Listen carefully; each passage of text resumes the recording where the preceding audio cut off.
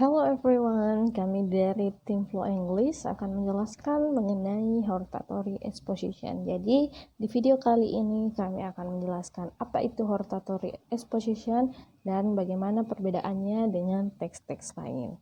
Dan contohnya.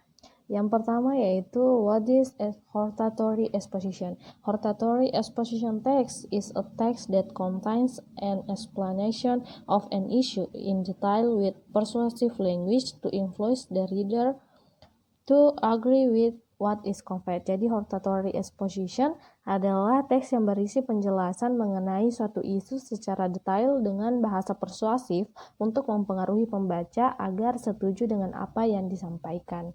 Nah, selanjutnya adalah purpose of hortatory exposition text. The purpose of hortatory exposition text is to give the reader knowledge about an issue and influence the reader. Jadi, tujuan dari hortatory exposition text ini adalah untuk memberikan pengetahuan kepada pembaca mengenai suatu isu dan mempengaruhi pembaca.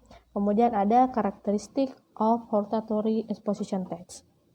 The characteristic of hortatory exposition text is that focus on the idea conveyed by the author. Then the language use simple present tense, evaluative adverb, temporal connective, and several verbs.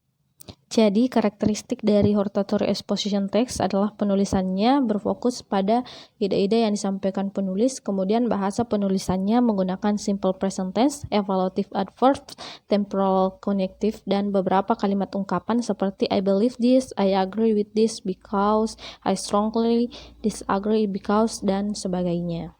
Selanjutnya adalah struktur dari hortatory exposition text. Yang pertama ada tesis, yaitu bagian yang menjelaskan tentang ide apa yang ingin disampaikan penulis ke pembaca.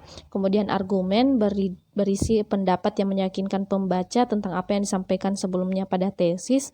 Kemudian yang terakhir ada recommendation, yaitu bagian akhir dari hortatory exposition yang berisi saran atau rekomendasi dari penulis kepada pembaca mengenai hal apa yang disampaikan sebelumnya.